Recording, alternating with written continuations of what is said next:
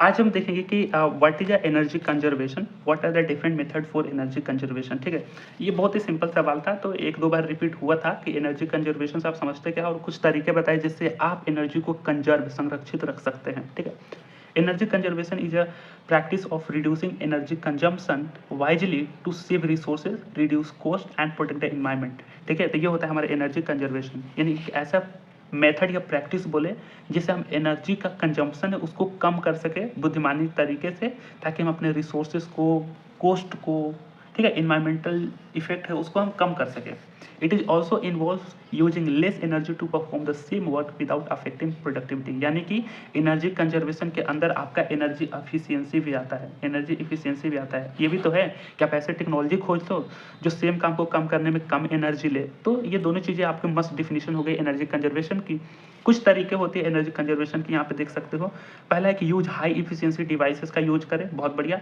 Improvement in energy efficiency का भी हम ध्यान रखें, बहुत बढ़िया। उसके बाद increase usages of renewable energy sources, जितना रिन्यूएबल एनर्जी सोर्स है, ठीक है, उसका भरपूर उपयोग करें, फोसिल फ्यूल पर कम रिलायबल रहे। उसके बाद एनर्जी कंजर्वेशन इन ट्रांसपोर्ट, जो ट्रांसपोर्ट होता है ना उसमें हम एनर्जी किस तरीके से कंजर्व कर सकते हैं। बेसिकली पब्लिक ट्रांसपोर्टेशन यूज करना चाहिए, जो प्राइवेट कार है उसको कम यूज करें। उसके बाद energy conservation in building, building में हम कैसे एनर्जी कंजर्व कर सकते हैं। उसके बाद awareness and energy saving habit, तो यहाँ पे भी हम किस तरीके से ध्यान देंगे, तो ये पॉइंट आप ध्यान में रखो, इस तरीके से हम एनर्जी कंजर्व कर सकते हैं।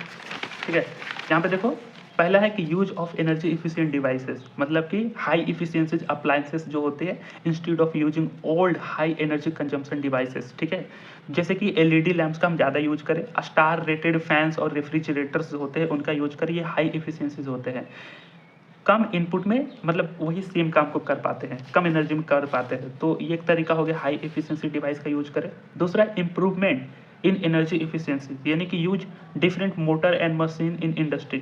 बहुत बड़े बड़े इंडस्ट्री में अगर आप गड़बड़ सड़बड़ मोटर लगाएंगे ना, मशीन लगाएंगे, तो वो ज़्यादा पावर कंजप्ट करेंगे, तो वहाँ पे हम इफिशिएंट मोटर, इफिशिएंट मशीन्स का यूज करें इंडस्ट्रीज में।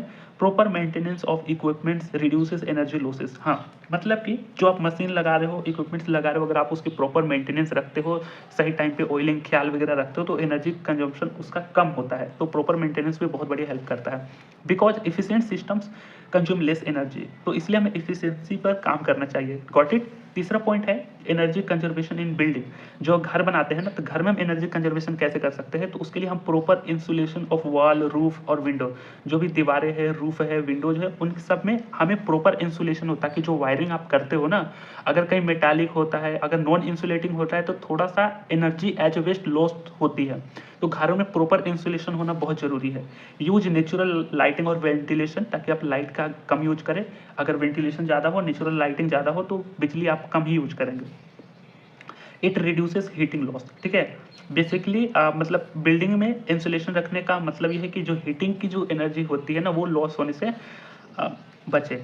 ठीक है, तो प्रॉपर इंसुलेशन होना चाहिए, ताकि अगर कहीं से भी कनेक्शन होता है कंडक्टर का एक जगह से दूसरे में, तो कहीं ना कहीं हीट का लॉस ना हो, तो इसलिए प्रॉपर इंसुलेशन बहुत इंपॉर्टेंट है। 3 पॉइंट हमने देख लिया ना।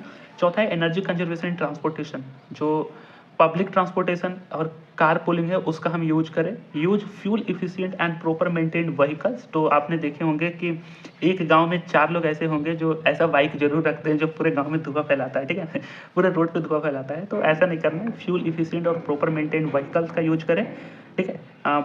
It saves fuel and reduce pollution, ठीक है, तो मैं भी कॉलेज आता हूँ ना, तो कहीं ना कहीं एक दो व्हीकल ऐसा जरूर मिलता है जो पूरे टाइम धुआं निकालते ही जाता है, तो ऐसा नहीं करना है, ठीक है।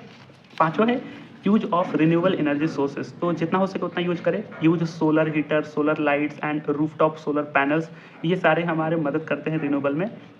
Renewable energy resources reduce dependency on fossil fuel, तो ये बहुत बढ़िया उपाय है।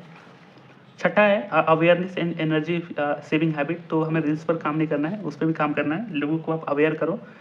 कुछ एनर्जी सेविंग हैबिट भी हमें बनानी होगी कि switch off light and appliances when not in use, तो आप जब भी कॉलेज जा रहे हो, कहीं भी जा रहे हो, तो घर के लाइटें पंखे बंद करके जाओ।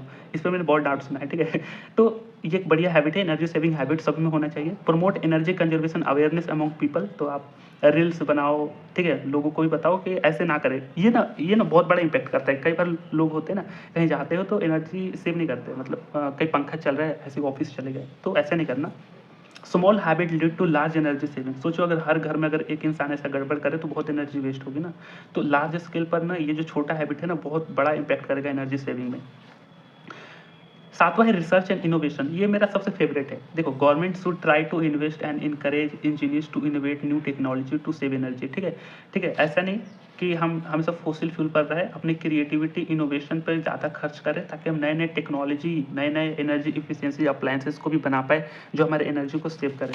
तो हमने यहाँ पे 7 पॉइंट्स को ध्यान में रखा। एनर्जी कंजर्वेशन होता क्या है, फिर कौन से तरीके थे, तो ये सारे 7 पॉइंट थे।